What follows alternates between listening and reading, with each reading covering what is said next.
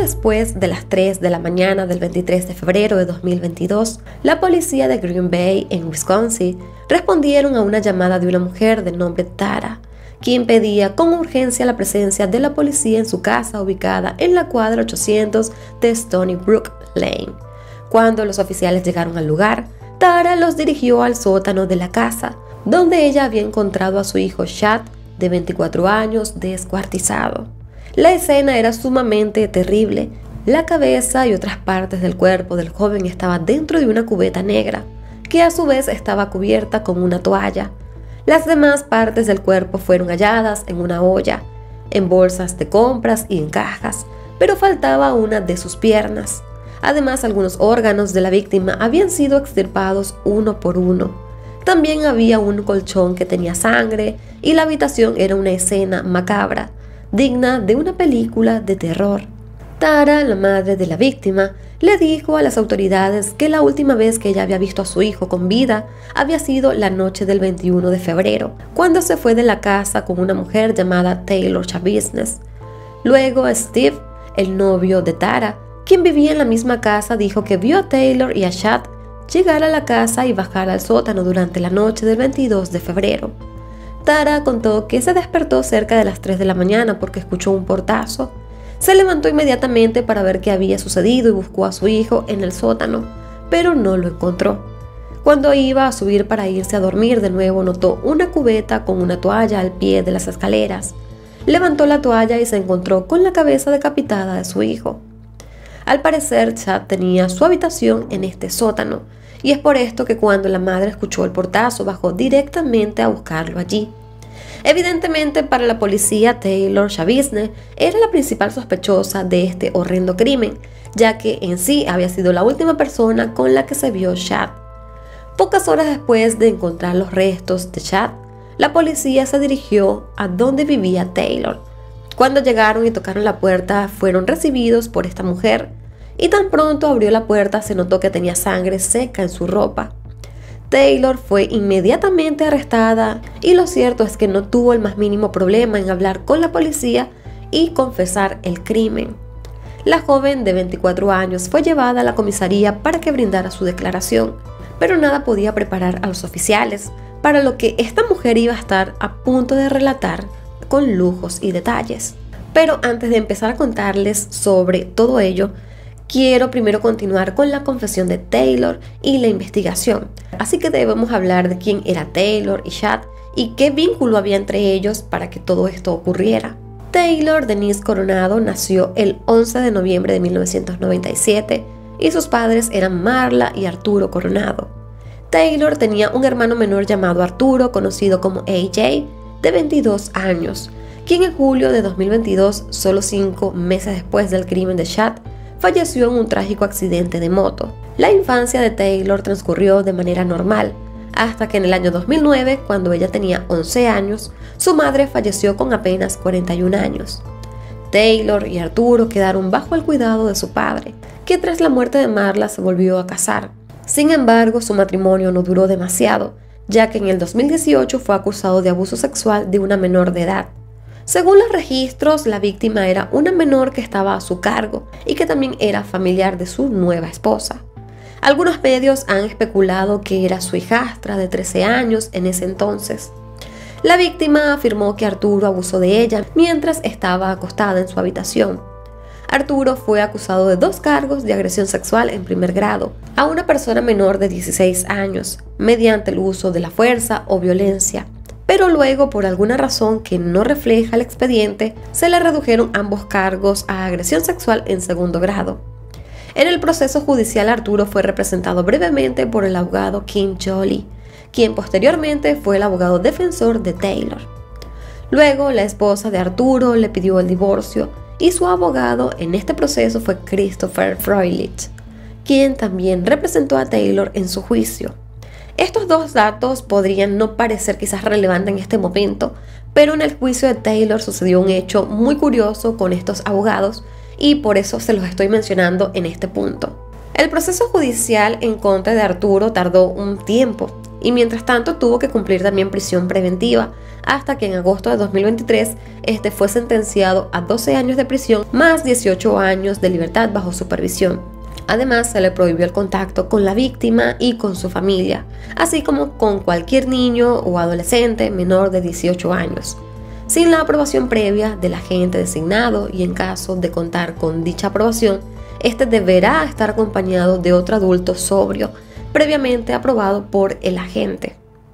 Este hecho también es muy curioso porque solo días antes de que se diera a conocer la sentencia contra Taylor por el crimen de Chad, Arturo también era sentenciado por la agresión sexual. Ahora, continuando con la vida de Taylor, el 14 de febrero de 2020, ella se casó con Warren Chavisnes y cambió su apellido de soltera. Poco después de su boda, ellos tuvieron un hijo, quien fue enviado a vivir con sus abuelos paternos en Texas. Se conoció que el apellido legal de Warren es en realidad Chabot, y que fue detenido el 13 de noviembre de 2020 en una parada de tráfico de un departamento de policía con posesión de varios gramos de metanfetamina. Warren también está cumpliendo una condena por cargos federales de drogas, de los cuales se declaró culpable luego de realizar un acuerdo con la fiscalía, aunque afirmó que lo habían incriminado y que solo aceptó el trato para obtener una condena más baja. Su fecha de liberación de la cárcel estaría pautada para el 25 de julio de 2024. Por su parte, Taylor también tuvo varios problemas legales. Su primer arresto fue el 21 de junio de 2020, cuando una persona llamó a la policía para que acudiera a casa de Taylor por un control de bienestar. Cuando la oficial Mackenzie Teskett llegó a la casa, Taylor y Warren estaban completamente drogados, al punto de que ni siquiera podían responder correctamente las preguntas de los oficiales. Así que la oficial Teskett pidió los refuerzos, y cuando llegaron los otros oficiales, Taylor los agredió con patadas, por lo que ella fue arrestada y acusada de resistencia a la autoridad y agresión a la policía. Cuando fue acusada de los cargos, ella se declaró sin oposición, por lo que fue puesta en libertad condicional durante 3 años. Además, se le ordenó someterse a una evaluación psicológica, pero 2 meses después, en agosto de 2020, la joven fue arrestada nuevamente por provocar una persecución en un auto con una patrulla que intentaba detenerla porque ella iba a exceso de velocidad.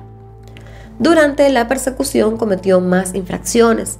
Ella pasaba todos los semáforos en rojo e incluso en un momento casi choca a un motorizado. Después de una larga persecución, Taylor decidió parar en un estacionamiento y correr, pero fue detenida en ese momento. Los oficiales registraron su auto y encontraron restos de metanfetamina y también un kit completo para inyectarse drogas.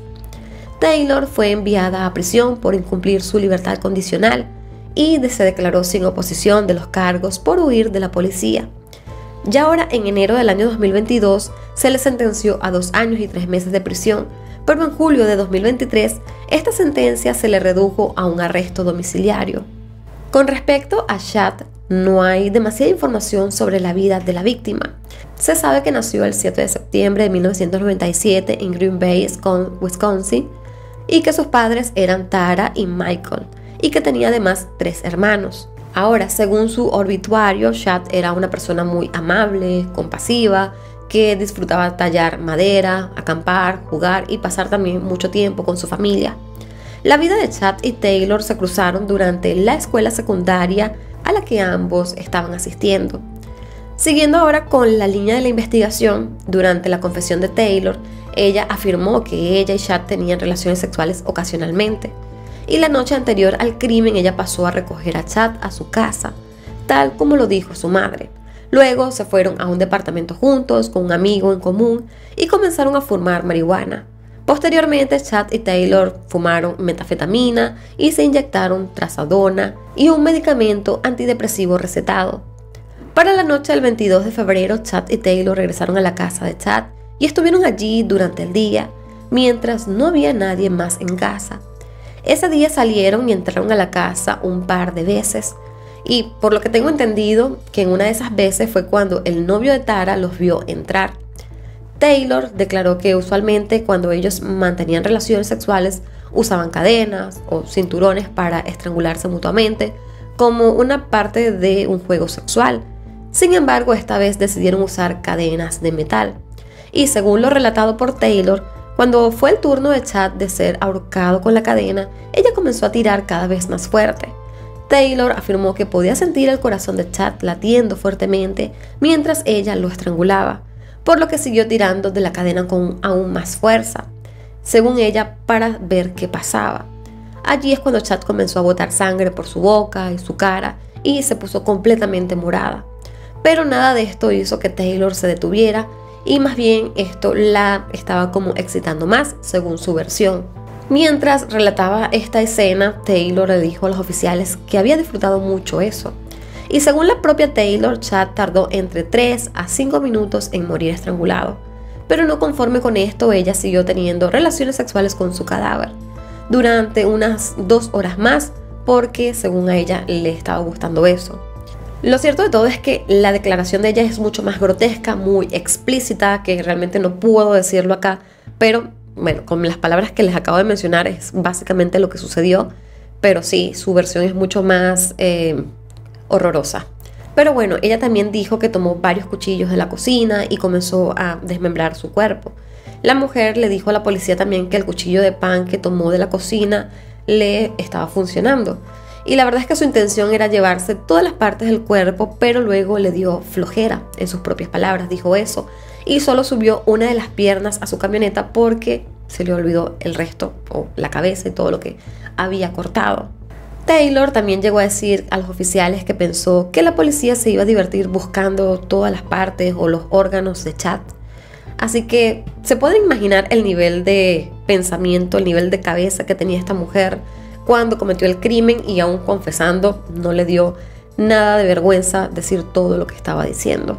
Luego de desmembrar todo el cuerpo de Chad, Taylor recogió toda la sangre y limpió la habitación. Con toda esta confesión, Taylor fue acusada de homicidio en primer grado, mutilación de cadáver y agresión sexual en tercer grado. Esta mujer se declaró inocente por enfermedad mental, alegando que se había vuelto loca y paranoica, y aseguró que mientras cometía el crimen se había desmayado. Pero el juez fijó una fianza de $2 millones porque consideró que había riesgo de fuga. Además, en el momento del asesinato de Chad, ella estaba en arresto domiciliario y además tenía una tobillera electrónica, la cual de alguna manera se había quitado para salir de su casa.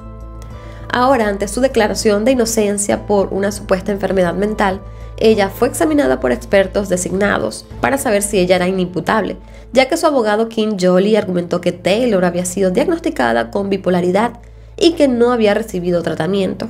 Sin embargo, el 14 de febrero de 2023, el psiquiatra designado determinó que Taylor no tenía ninguna enfermedad que le impidiera ser juzgada, por lo que el abogado Jolley solicitó al juez un plazo de 2 semanas para que ellos pudieran presentar un informe de un experto que pudiera validar sus argumentos. Por alguna razón, luego de que el juez Thomas Walsh accediera a aplazar el juicio, Taylor terminó atacando a su propio abogado, y de hecho hay imagen de esta que estará apareciendo aquí en pantalla.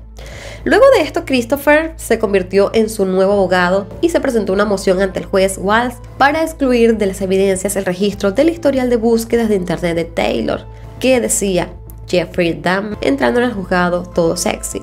Otra búsqueda decía las nalgas de Jeffrey Dahmer, pero el juez dictaminó que estas pruebas sí podían ser admitidas en el juicio, aunque no se podía hacer mención a las búsquedas relacionadas al satanismo.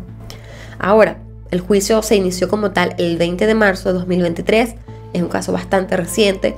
Aquí la fiscalía presentó como prueba el video de la declaración jurada de Taylor, donde básicamente ella relató todo el crimen a detalle. En su declaración, Taylor dijo que supuestamente recogió sangre de Chad, luego de desmembrarlo y se duchó con esta. Durante el juicio, la defensa presentó el testimonio de Diane Linton, una psicóloga que evaluó a Taylor mientras ésta estaba cumpliendo su prisión preventiva. La psicóloga afirmó que Taylor era una persona psicótica y que tenía una variedad de problemas mentales. Incluso contó que en una de las terapias le arrojó una silla. Arturo Coronado, el padre de Taylor, también testificó para la defensa, pese a que estaba cumpliendo una pena en prisión. Este luego fue trasladado al tribunal para declarar. Arturo afirmó que la muerte de Marla y AJ había afectado mucho la salud mental de Taylor y que ella había estado por un tiempo en un centro psiquiátrico porque no estaba en un estado de salud mental adecuado.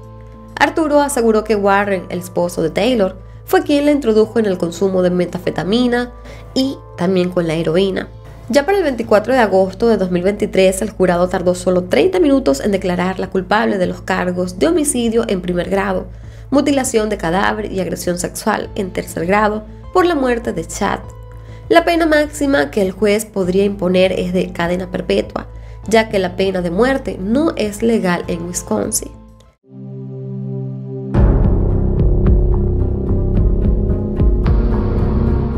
El 2 de abril del año 2013, un hombre paseaba con su perro en la ciudad de Hereford, Inglaterra, cuando una mujer desconocida se le acercó por la espalda y lo apuñaló salvajemente. Poco más de 10 minutos después, a pocos metros de distancia, otro hombre, quien también caminaba con su perro, fue apuñalado por la espalda, y esto fue más de 30 veces, por una mujer completamente desconocida. Las víctimas fueron identificadas como Robin Bereza, de 64 años, y John Rogers, de 56. Ambos tuvieron heridas graves, pero afortunadamente recibieron atención médica a tiempo y sobrevivieron a los ataques. La policía local inició una investigación inmediatamente, ya que parecía haber una asesina en serie atacando a hombres por las calles de Hereford, lo que causaba terror en la población. Los testimonios de Robin y John, así como los de varios testigos que caminaban cerca de ellos, proporcionaron una descripción de esa misteriosa mujer. Era una chica blanca de pelo castaño, pero lo que más destacaron los testigos era que la mujer tenía un tatuaje de estrella en su mejilla derecha. Las autoridades revisaron las cámaras de seguridad que había por la zona y captaron a una mujer con esas características. Con los testimonios y los videos de las cámaras de seguridad, se creó un retrato robot.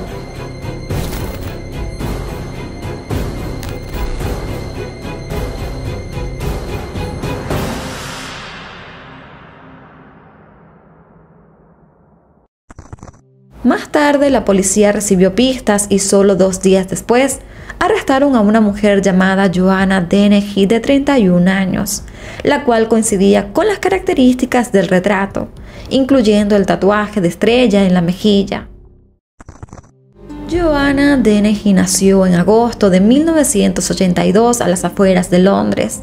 Tuvo una infancia relativamente feliz junto a sus padres Kevin y Caitlin y su hermana 3 años menor de nombre María.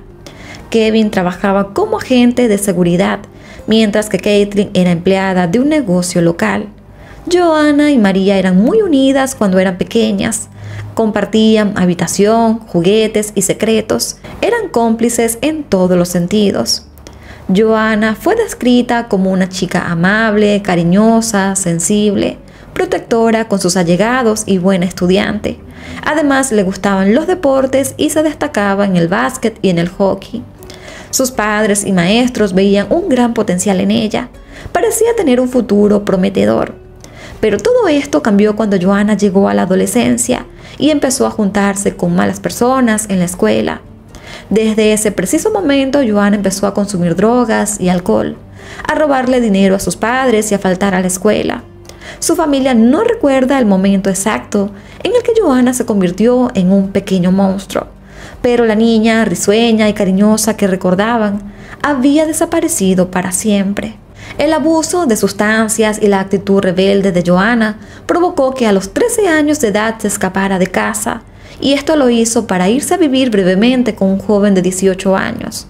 Joanna solo se fue por unos días, pero cuando regresó la vida familiar fue cada vez más caótica. Ella era la causante de todos los problemas en casa, ya que se había convertido en una persona violenta, iracunda e incontrolable. A los 15 años comenzó a salir con John Trainor, su primer amor de manera oficial, quien era su vecino. Este era 5 años mayor que ella. Por su parte, su familia no estaba de acuerdo con esta relación, lo que provocó aún más conflictos que se tornaron completamente insoportables. Con tan solo 16 años, Joanna se fue nuevamente de casa, pero esta vez fue para siempre. En 1999, ya contando con 17 años, tuvo a su primera hija y en el 2002 nació su segundo hijo. Ambos fueron productos de su relación con John. Los problemas con las sustancias fueron parte de la vida de Joanna, pero los primeros años de la vida de sus hijos, ella pudo controlarlo y dejar de consumir. Pero poco tiempo después volvió a lo mismo, asistía a unas cuantas fiestas interminables y consumía todo tipo de sustancias. Todo esto provocó problemas en su relación con John, la cual estaba plagada de infidelidades, discusiones, violencia y abusos constantes por parte de ella. Joanna era una persona bastante agresiva e iracunda y era un peligro para las demás personas, ya que ella usualmente llevaba consigo una daga en sus botas. Un día, en el año 2009, Joanna amenazó a John con matarlo con esa daga. Esto fue suficiente para él, así que decidió irse con sus 2 hijos, quienes ya contaban con 10 y 7 años. John y los niños decidieron mudarse a un pueblo y no supo más nada de Joanna, hasta que fue arrestada en el 2013 por los asesinatos y su cara apareció en todos los medios. Mientras John y los niños intentaban tener una vida mejor, el comportamiento de Joanna empeoraba. Ella se mudó en varias ocasiones y sobrevivió robando y prostituyéndose. Todo esto para seguir consumiendo las sustancias. Ya en el año 2012, Joanna fue arrestada nuevamente por agresión y fue enviada a un hospital psiquiátrico, donde fue diagnosticada con una personalidad antisocial. Tras salir del hospital, ella no tenía nada, ni casa, ni dinero, ni trabajo, pero poco después logró alquilar un lugar a través de la inmobiliaria Kitlet. Y todo esto lo logró a través de la seducción y la manipulación. Joanna logró que el dueño de la inmobiliaria, de nombre Kevin Lee, de 48 años, la contratara para hacer el trabajo de desalojar a los inquilinos que estaban morosos. Este trabajo le permitió a ella quedarse en el lugar y tener acceso a las casas y departamentos que ella misma desalojaba. Por otro lado, la actitud de Joanna al momento de su arresto era sumamente inusual. Mientras era procesada por los oficiales, la mujer se empezaba a reír, bromeaba e incluso intentó coquetear con el oficial que la estaba procesando. Algo que ella también mencionó durante el interrogatorio es que pudo haber sido peor para los oficiales, ya que podía ser una mujer gorda, negra y fea, haciendo referencia a que no era usual ver a una mujer, según ella, con su belleza en la cárcel. Con cada una de las cosas que ella decía, demostraba que no sentía arrepentimiento en lo absoluto. Pero los oficiales no esperaban que aquella mujer confesara una serie de crímenes, por lo que no había sido arrestada en un principio. Joanna confesó haber asesinado a 3 hombres, a los cuales atrajo sexualmente para luego acabar con sus vidas en las casas que desalojaba de la inmobiliaria. Su primera víctima se llamaba Lucas, de 31 años. Él era de origen polaco y se había mudado a Inglaterra desde su ciudad natal en el año 2005, y este hombre trabajaba en un almacén de DHL. Lucas conoció a Joanna el 18 de marzo de 2013 y les dijo a sus amigos que al fin había conseguido a su novia inglesa. Pero un día después, Joanna trajo a Lucas a una de las casas que ella estaba desalojando, y tan pronto el hombre entró al lugar, Joanna lo apuñaló justo en el corazón con la daga. Posteriormente, Joanna almacenó el cuerpo de Lucas en un contenedor de basura. Mientras hacía todo esto, obligó a un adolescente que pasaba por aquel lugar a ver el cuerpo. La intención de esta mujer era que el adolescente hablara con la policía y que el caso sonara en los medios, para así ella tener algo de relevancia. Pero aquella persona se asustó demasiado y decidió no contar lo que había visto. 10 días después, ya siendo el 29 de marzo de 2013, Joanna decidió asesinar de nuevo. Su segunda víctima fue su vecino, de nombre John Chapman, de 56 años. Este era un veterano de guerra de las Malvinas y también era alcohólico. Al igual que Lucas, Joanna lo apuñaló con su daga hasta matarlo. Ese mismo día, la mujer decidió tirar el cuerpo de Lucas, que aún estaba en el contenedor, y lo hizo junto al cuerpo de John Chapman en una zanja. Pero estos crímenes no fueron suficientes para Joanna, quien tenía mucha sed de sangre. Así que ella decidió un día después asesinar a Kevin Lee, quien era su jefe, el hombre que la había contratado para desalojar inquilinos. Joanna le propuso a Kevin tener relaciones sexuales en la misma casa donde asesinó a Lucas, cosa a la cual él accedió. Una vez más, tan pronto Kevin entró en la casa, Joanna lo apuñaló 5 veces en el pecho, perforándole así sus pulmones y el corazón. Kevin, quien contaba con 48 años, vivía con su esposa e hijos, pero al parecer tenía un romance con Joanna desde hace varios meses. Incluso el 20 de marzo, Kevin le confesó a su esposa que le estaba siendo infiel con Joanna. Según el socio de Kevin, de nombre Paul, cuando Joanna acudió a ellos para pedir alojamiento, él se negó, pero Kevin pidió darle una oportunidad porque quería ayudar a las personas con problemas. El cuerpo de Kevin fue hallado el 30 de marzo por un paseador de perros en una zanja al lado de Middle Road. Y como una forma de humillarlo y de burlarse de su muerte, Joanna le puso un vestido de lentejuelas y lo dejó en una posición sexualmente sugerente, y así fue encontrado por la policía. Por otro lado, los cuerpos de Lucas y John fueron descubiertos el 3 de abril luego del arresto de Joanna. En la investigación se descubrió que Joanna había tenido 2 cómplices, y esto fue para deshacerse de los cuerpos de Lucas y John. Así que ella llamó a su amigo de nombre Gary y entre risas le dijo por teléfono: "Ups, lo hice de nuevo", como la canción de Britney Spears, haciendo referencia a que había asesinado a John. Gary acudió a ayudarla junto a otro amigo suyo llamado Leslie. Ambos se encargaron de arrojar los cuerpos a las zanjas para que fueran encontrados por las autoridades, pero nada parecía saciar a Joanna, ya que el 2 de abril pidió divertirse y Gary se lo cumplió sin chistar. Ese día Gary la llevó a Hereford, donde sin ningún motivo aparente y completamente al azar, se detuvieron cerca de Robin Bereza y John Rogers, quienes paseaban a sus perros, para que Joanna los apuñalara con su daga con 9 minutos de diferencia entre un ataque y otro. Posteriormente huyó en el auto que conducía Gary, y como ya sabemos, las víctimas y los testigos pudieron identificar a Joanna, y es así como afortunadamente ella fue arrestada. En la comisaría, la mujer de 31 años afirmó que mató porque quería ver cómo se sentía para ver si era tan fría como ella creía. Y según Joanna, le tomó el gusto y se volvió algo adictivo para ella. También en sus propias palabras afirmó que asesinar no es nada, es como ir a una parrillada de domingo. La mujer agregó que solo atacaba a hombres porque ella era madre y no quería matar a otras mujeres, sobre todo si tenían hijos. Pero para ella asesinar hombres era un buen entretenimiento. Los 3 criminales fueron arrestados y acusados de los asesinatos y de complicidad. Mientras Joanna esperaba su juicio, la policía encontró un diario en su celda, donde tenía un plan de escape que incluía cortar el dedo de un guardia para usar su huella digital y así burlar el sistema de seguridad. Por esto fue puesta en régimen de aislamiento durante 2 años, hasta que finalmente se concluyó su proceso judicial.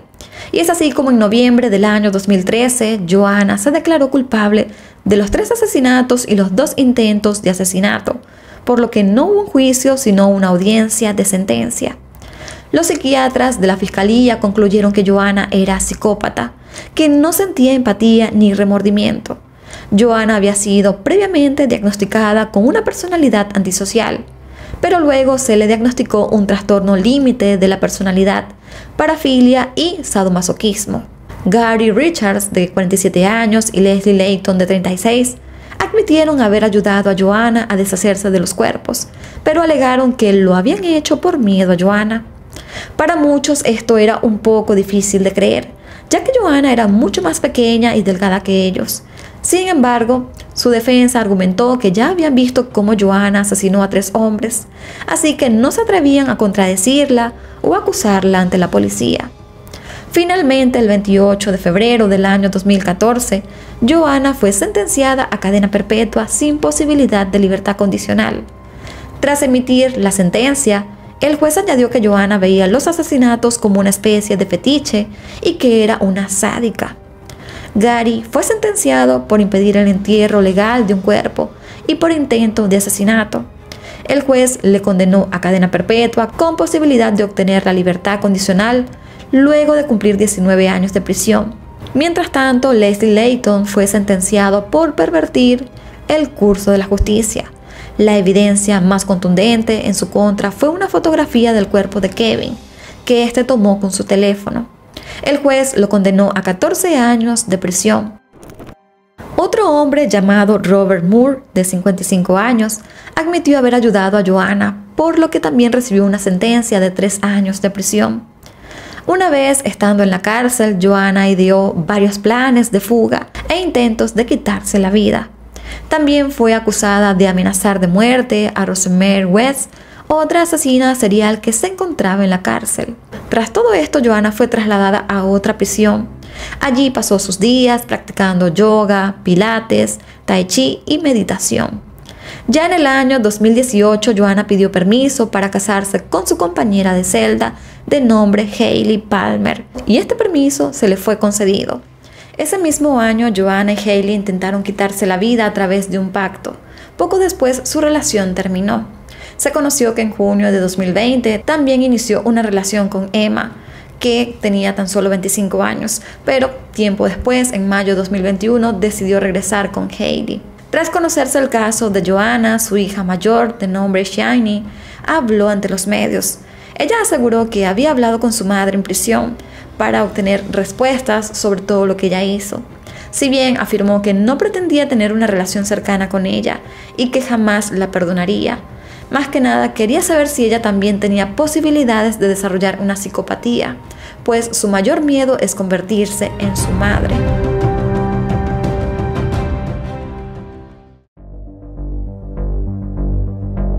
El 18 de febrero de 2008, un hombre llamado Carlos Carvalho alertó a las autoridades catalanas sobre la desaparición de su esposa. Ella se llamaba Ana María Páez Capitán, de 35 años.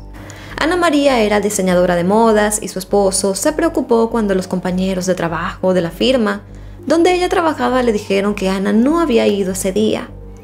Tras enterarse de la desaparición de su esposa, Carlos comenzó a llamar a todos sus amigos y compañeros, pero ninguno podía dar pistas sobre su paradero, por lo que decidió acudir a la policía.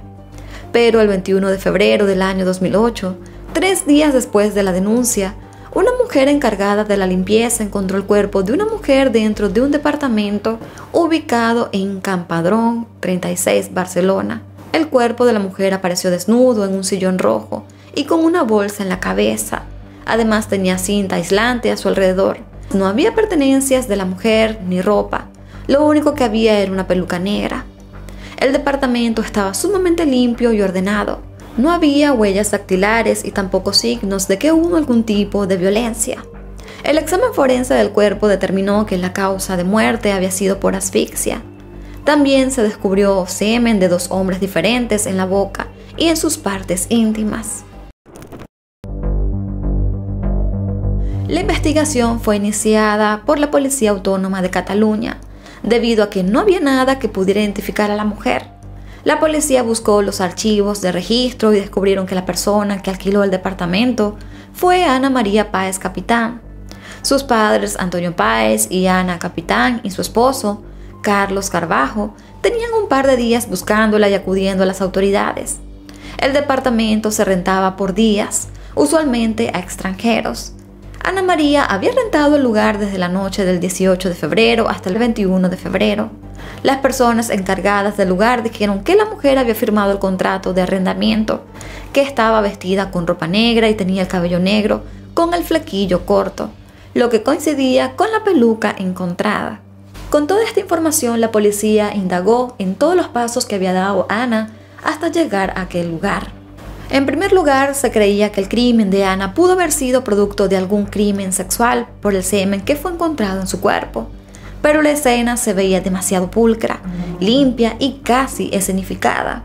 Se supo que la mañana de su muerte, Ana sacó 600 euros de un cajero que estaba cerca de su trabajo, pero cuando accedieron a las imágenes de las cámaras de seguridad del banco, vieron que la mujer de los videos no parecía ser Ana, sino otra mujer de contextura pequeña y delgada, que tenía una peluca negra con flequillo. Se revisaron todas las operaciones bancarias y descubrieron que Ana había sacado dinero de su cuenta varias veces, que tenía préstamos, seguros de vida y varias cajas de ahorro. En las imágenes de las cámaras de seguridad de los bancos también se vio a esta misteriosa mujer haciendo todas estas transacciones. Evidentemente, la imagen de esta mujer no coincidía con las características de Ana, y los empleados de los bancos no reconocieron a Ana como la persona que hizo todos esos procedimientos. Al indagar sobre quién era el beneficiario de los seguros de vida de la víctima, se conoció que todos estaban a nombre de Susana Bernaldez, una mujer que trabajaba como asistente administrativo. Susana afirmó que no conocía a Ana y tampoco a la mujer con la peluca de las imágenes.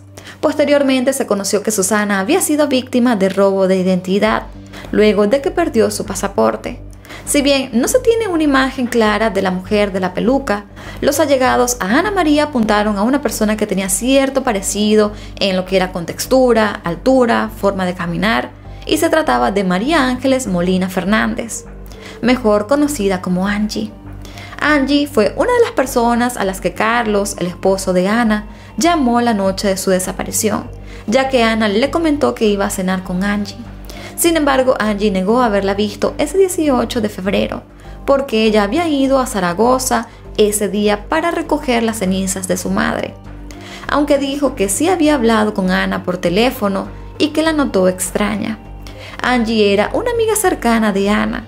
Ellas se conocieron en Promotex, una empresa de textil de Barcelona, donde Ana trabajaba como diseñadora y Angie como jefa del Departamento de Recursos Humanos.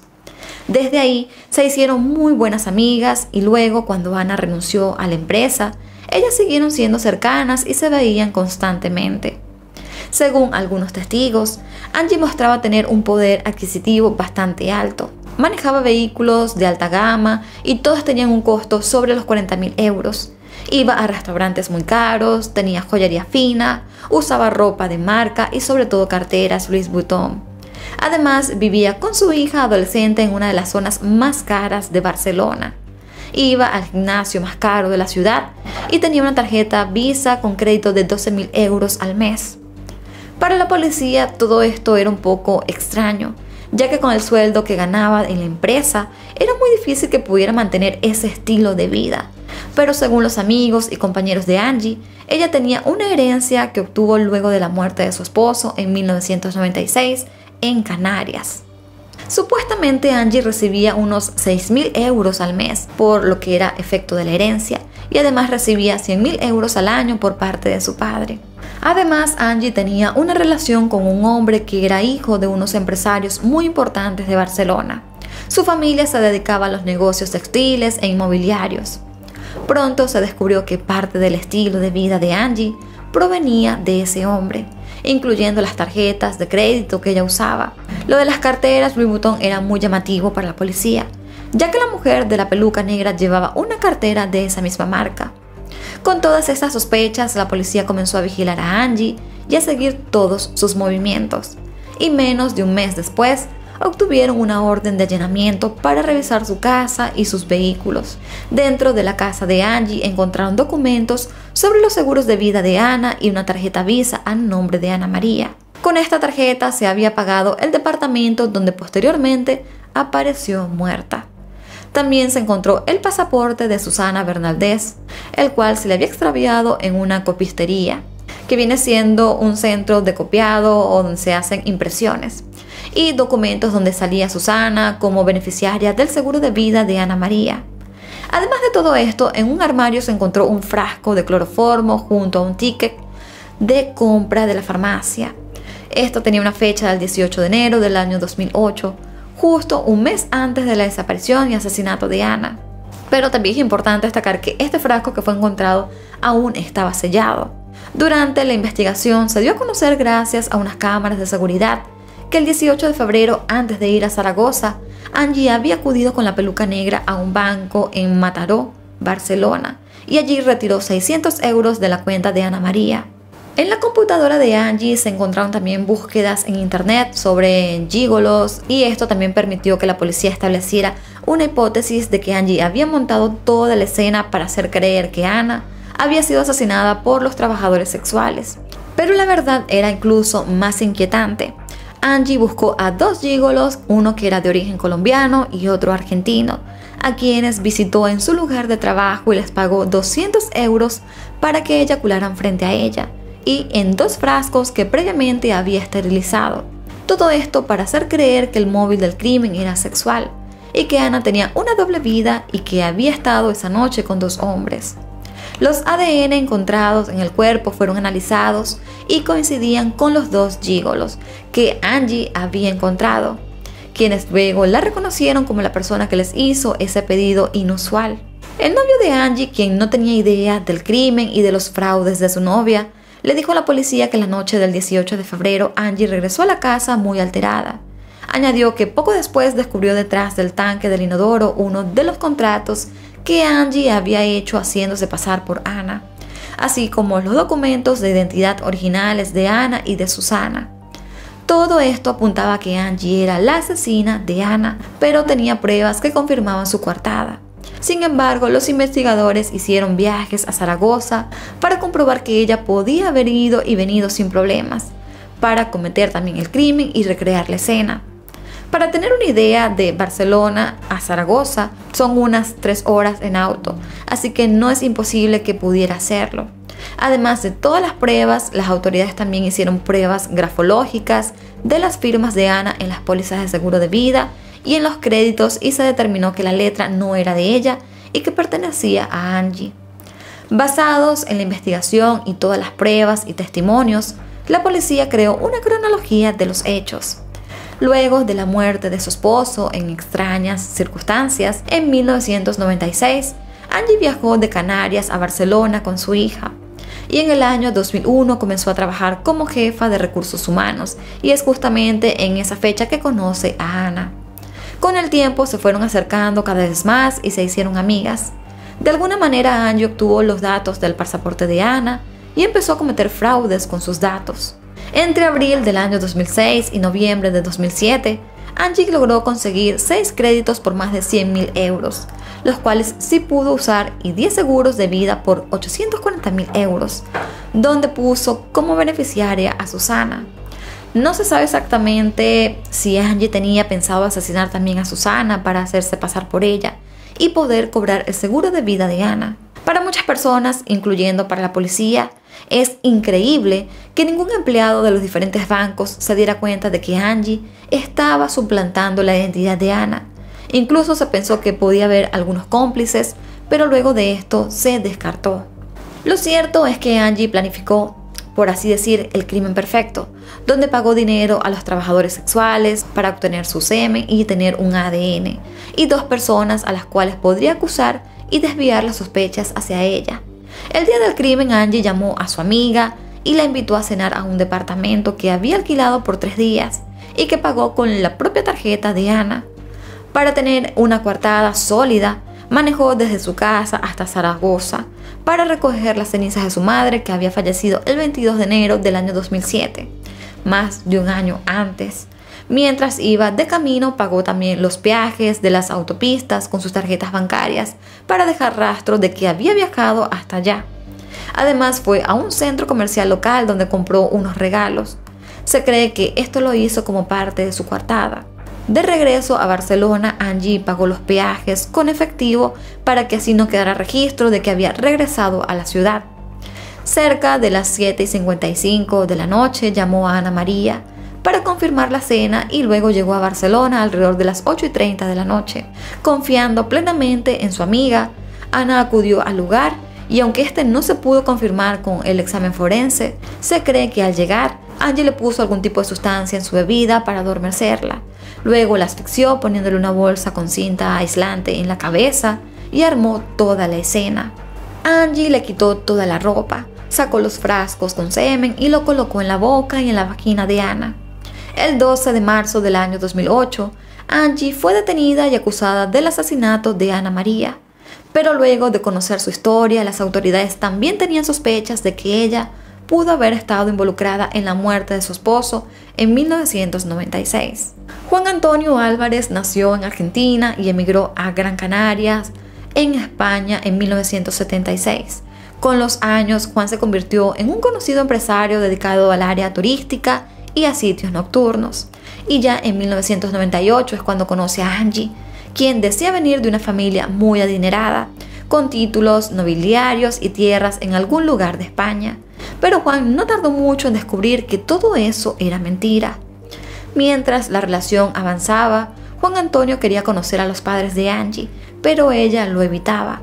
Angie parecía avergonzarse de su familia, y pronto Juan descubrió que realmente eran de origen humilde. Su padre era taxista y su madre ama de casa. Esto provocó algunas dudas en Juan y peleas entre la pareja, pero pese a todo esto, 2 años después de conocerse, Angie y Juan decidieron casarse y es en 1991 que tuvieron a su hija. Según los allegados a la pareja, Angie era una persona con mucha ambición. Le gustaba tener dinero, gastarlo y alardearlo con objetos lujosos, cosa que provocó muchas discusiones con Juan. Ya para el 22 de noviembre de 1996, Angie tenía 24 años y su hija estaba de viaje a Barcelona, mientras que Juan, que contaba con 41 años, acudió a un partido de pádel. Horas más tarde, Juan regresó a la casa, se dio una ducha y se acostó a su cama y allí murió. El examen forense reveló que Juan tenía en su sangre una gran cantidad de ion fosfato, que es una sustancia que puede ser tóxica y que se usa en productos de limpieza y fertilizantes. Al ser entrevistada, Angie aseguró que en su casa se usaba habitualmente un producto de limpieza para lavadoras llamado Calgon y que cuando el envase estaba casi terminado, ella lo reservaba en un frasco de cristal que usualmente colocaba al lado de la tostadora. Angie afirmó que era muy probable que su esposo haya ingerido el líquido de ese frasco accidentalmente pensando que era sal de frutas. También llegó a decir que probablemente su esposo fue víctima de un robo, ya que faltaba su cartera y sus tarjetas bancarias. La cartera de Juan Antonio se logró encontrar 11 años después y esta cartera estaba en la casa de Angie en Barcelona, luego de su arresto por el caso de Ana. Es allí justamente donde se encuentra esta evidencia. Sin embargo, las autoridades decidieron dejar este hecho como que si el hombre se hubiese quitado la vida, aunque nunca se encontró el frasco que Angie aseguró dejar cerca de la tostadora. Tras la muerte de su esposo, Angie pudo cobrar una herencia de más de 240.000 euros, pero no pudo cobrarse el seguro de vida porque aparentemente él se había quitado la vida. La hipótesis que se crea ahora es que Angie intentó plantar otras hipótesis, además de lo que supuestamente había hecho su esposo para cobrar el seguro de vida, aunque al final no lo pudo lograr. Luego de que se supo de que Angie estaba involucrada en el caso de Ana María Páez, la familia de Juan Antonio pidió que se reabriera su caso y se contrató también al criminólogo Félix Ríos, quien logró reabrir la causa en el año 2016, 20 años después. Este criminólogo indicó en su investigación que pudo determinar que para la época de los hechos, Angie y Juan estaban atravesando por una crisis en su matrimonio debido a que Juan se dio cuenta de que Angie era una compradora compulsiva y que se gastaba el dinero en casinos. La relación estaba muy mal, la pareja peleaba todos los días y poco antes de los hechos, Juan contrató a un detective privado para investigar a su esposa. Gracias a esto, descubrió que Angie le estaba siendo infiel con otros hombres y que al parecer se prostituía, por lo que decidió buscar un abogado y comenzar el proceso de divorcio. Supuestamente Juan tenía planeado divorciarse, quedarse con la custodia de su hija y no dejarle nada de su dinero a Angie. Sin embargo, se supo que 2 meses antes de la muerte de Juan, Angie había matriculado a su hija en un colegio de Barcelona, lo que podía indicar que ella ya había planeado el crimen. Según el criminólogo Félix Ríos, Juan tomaba suplementos vitamínicos en cápsulas, por lo que era posible que Angie hubiese rellenado alguna de estas pastillas con algún producto de limpieza para asesinarlo sin dejar rastros. Pero a pesar de todas las pruebas circunstanciales, la causa de la muerte de Juan Antonio terminó siendo archivada en el año 2018. El 20 de febrero del año 2012 se inició el juicio en contra de Angie Molina por la muerte de Ana María y se le acusó de asesinato con alevosía y estafa. La fiscalía tildó a Angie de ser una mujer fría, calculadora y muy inteligente, y de hecho su frialdad fue bastante evidente durante el juicio. Se dio a conocer que cuando Angie fue detenida en la comisaría, ella llegó preocupada sobre cómo debía vestirse para estar en el calabozo. Además, se indignó con un policía que cuestionó la autenticidad de su colección de bolsos de marca. La fiscalía llevó como testigo al encargado del local, que era American Gigolo, donde Angie fue a buscar a los trabajadores sexuales y les pagó para que eyacularan en sus frascos. Según el encargado, a todos les pareció una petición curiosa y rara, pero Angie les explicó que era para una apuesta con unas amigas y que ella les había dicho que podía llevarle semen de 2 gigolos. Los dos hombres latinoamericanos no comparecieron en este juicio debido a que no pudieron ser localizados, probablemente porque estaban en el país de manera ilegal o porque regresaron a su país de origen. Como parte de la evidencia se presentó la peluca negra con flequillo, a la cual se le halló ADN de Angie. En su defensa, Angie afirmó que la peluca sí era de ella y que tenía muchas más, pero alegó que Ana María se la pidió prestada mucho antes de los hechos.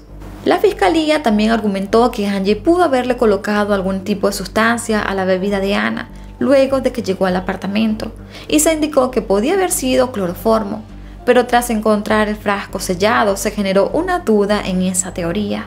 La parte acusadora no pudo confirmar si Ana luchó por su vida o no, aunque la evidencia no daba indicios de esto. Por eso se cree que pudo haberla adormecido, pero no se sabe con qué. Angie explicó que el cloroformo lo había comprado para preparar un candelabro de plata que tenía en su casa. Mientras transcurría el juicio y Angie declaraba, se evidenció una actitud fría y desafiante. No se inmutaba ante las evidencias y las declaraciones, lo que le valió el apodo de Angie la Fría. La mujer también aseguró en este juicio que no tenía necesidades económicas como para recurrir a esos delitos para vivir. La defensa de Angie presentó un recurso para que el tribunal considerara cambiar la acusación a homicidio doloso en vez de asesinato con alevosía, ya que la fiscalía no pudo evidenciar que Ana fue sedada y que se defendió. Finalmente, el tribunal concluyó que por estas razones no se le podía condenar por asesinato y Angie fue encontrada culpable de homicidio y el 19 de marzo del 2012 fue sentenciada a 22 años de prisión. Además, debía pagar 270.000 euros a la familia y esposo de Ana, y todo esto como indemnización. El tribunal destacó que Angie cometió el crimen con el propósito de obtener un beneficio económico.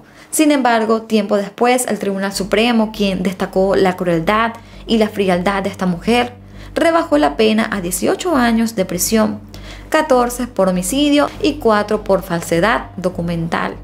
Para la familia de Ana y para muchas personas, la condena sobre Angie fue muy poca.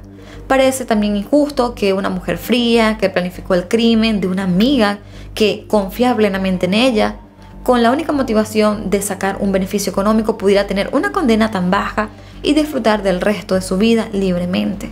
Angie permanece en el centro penitenciario de Barcelona y hasta el momento no ha obtenido ningún beneficio de salidas transitorias.